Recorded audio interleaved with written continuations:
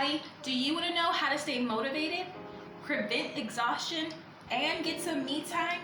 Do you also want to know when you're relaxing too much or just being lazy? If so, stay here. I got the answers for you. I'm Tavia with YBConfused because life is always complicated. So why live it in a trance? We'll be right back.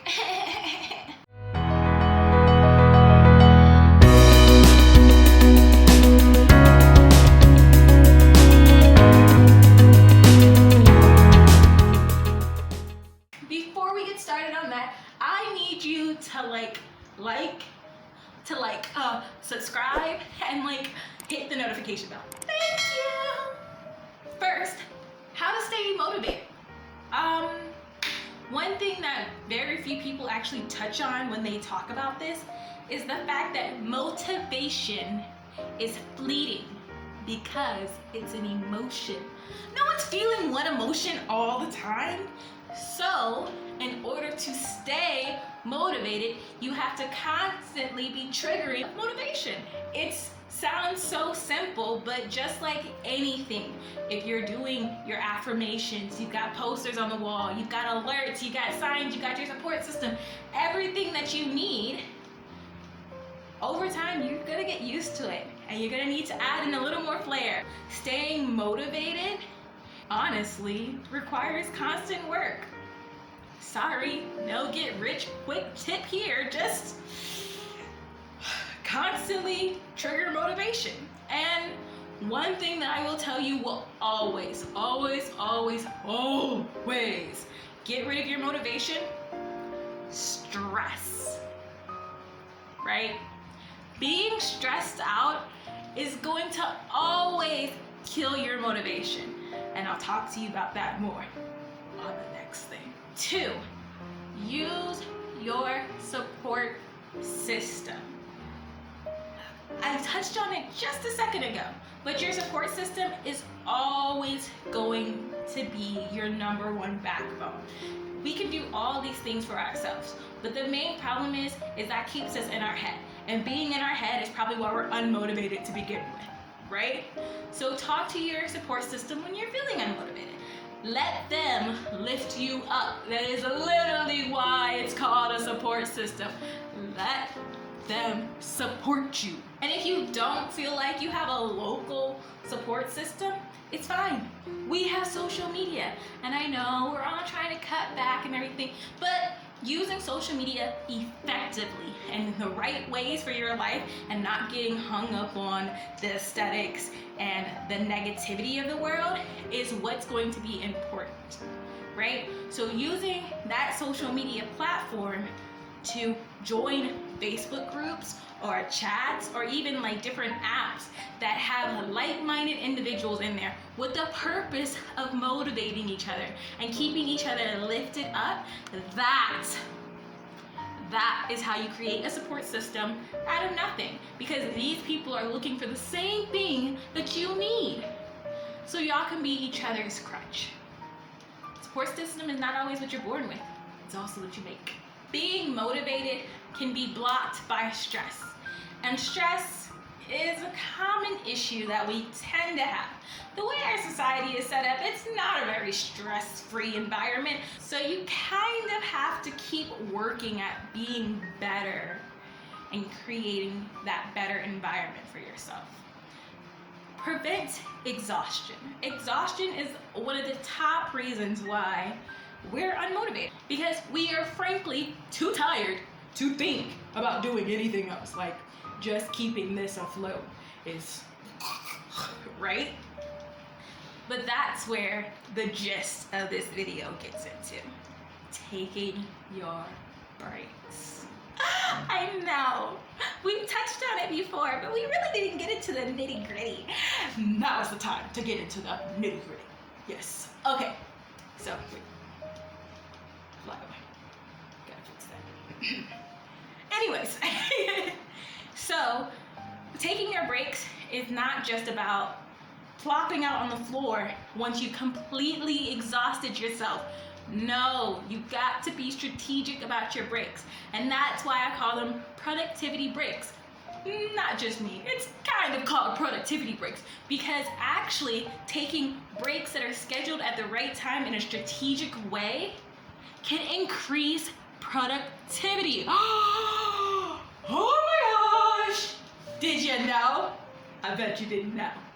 There are 3 ways to make sure that you are taking appropriate breaks, because again, it's not about when you're exhausted.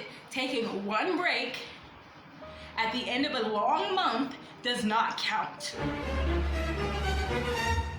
I'm staring at you real hard because I know I've done it, and I know you've done it, and I'm telling you to stop.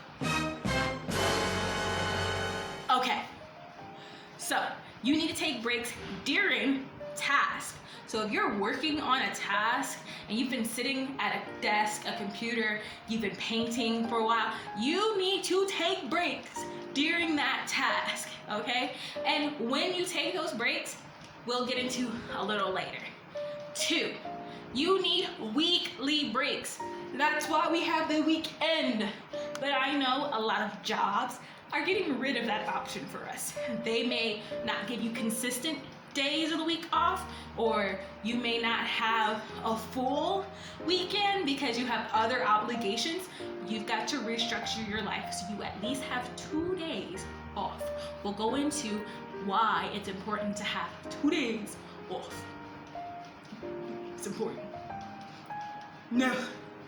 And then 3rd, monthly breaks. You would think taking a break in the day and taking a break in the week is fine, but no, because your brain is so congested with all of the information and all the things you're doing. Your body has probably not been sleeping right, because we all have a problem with our sleeping habits. And so you need a break in the month to like just and recharge and be prepared for the next month, or get prepared for that month, wherever you decide to take this break. Right? And that is up to you, and we'll get into more details about choosing that for yourself at a later time.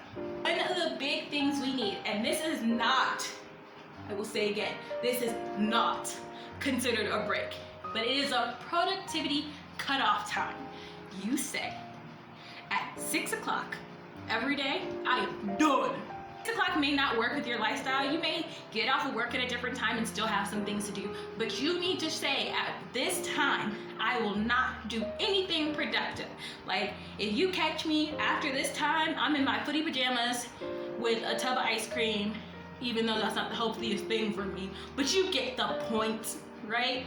That is like, I am no good to nobody time, because I am off. I have turned myself off for the day. Thank you. Another thing for your daily breaks is to do not try to do everything at once. This is where strategic scheduling really comes into place, and really knowing how long it takes you to do things, because trying to do everything at one time will guarantee burnout.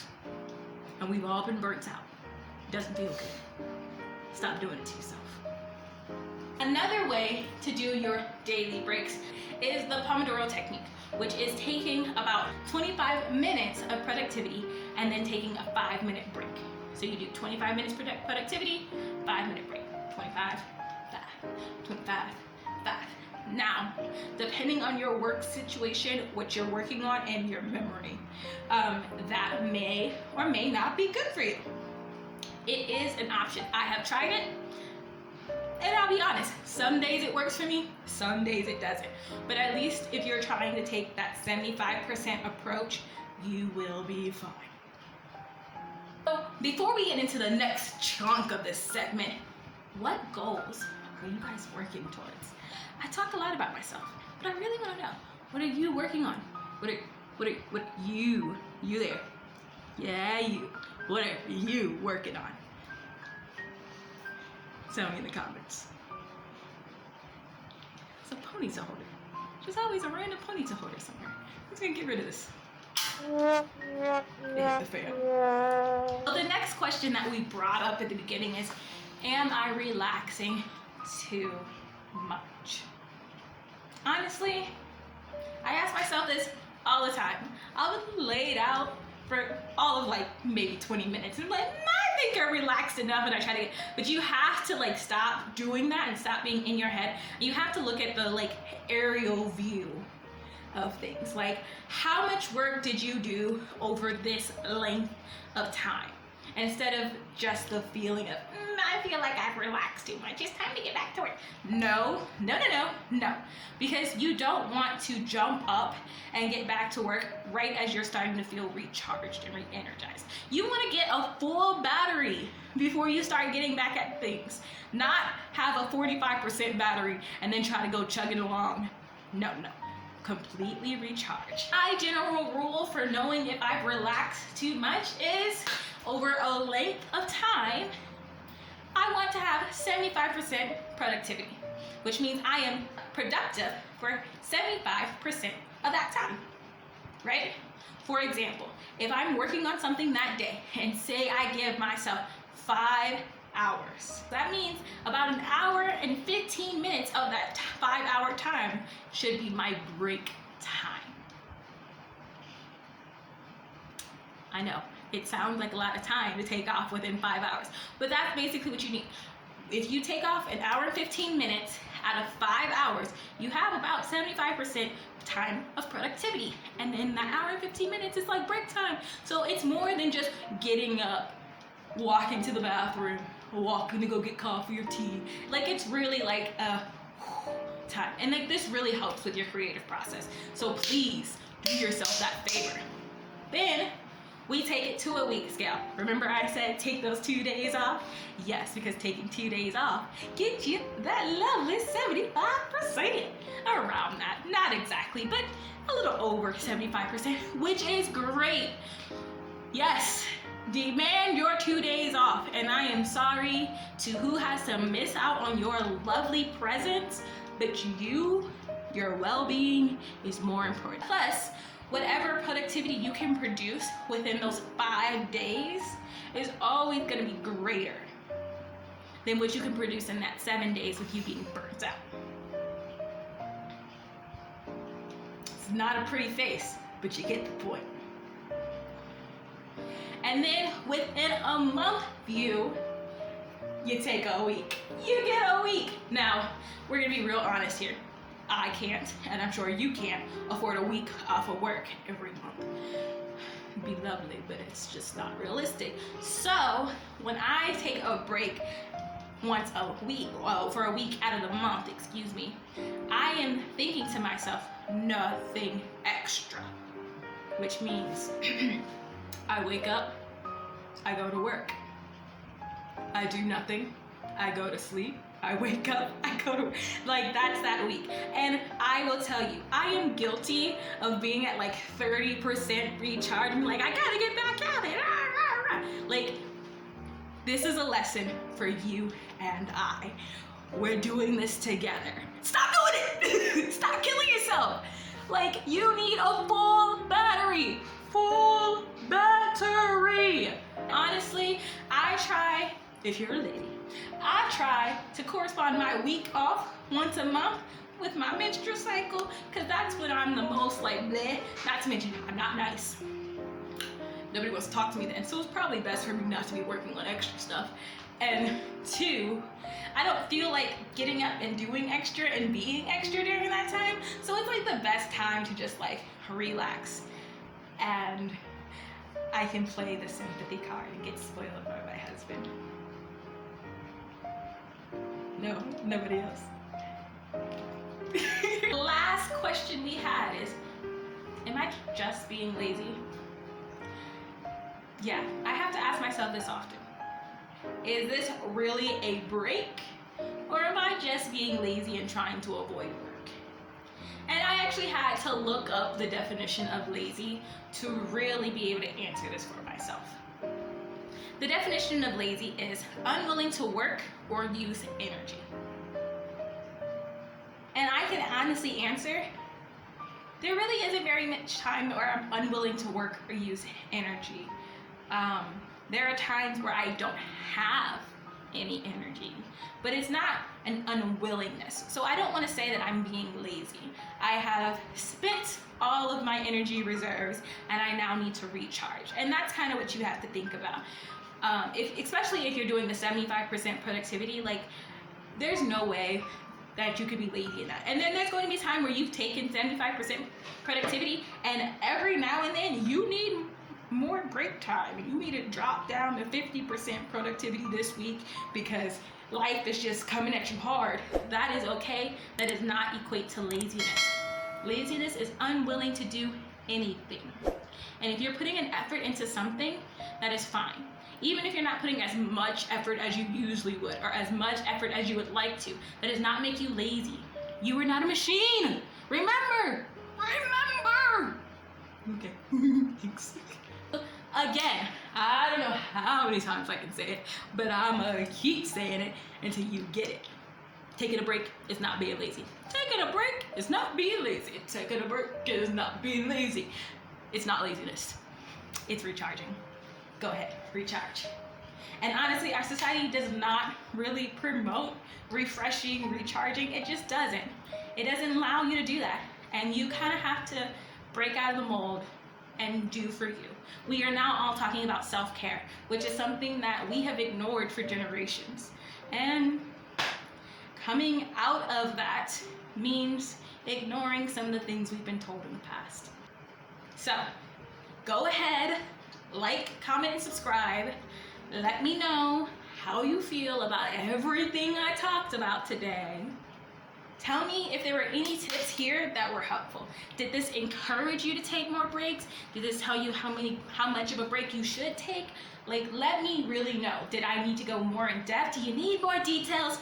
Because I can give you more details if you need more details. I got details today. So, like, let me know. And as always, I want to thank you for listening to this random girl tell you about things I'm still learning.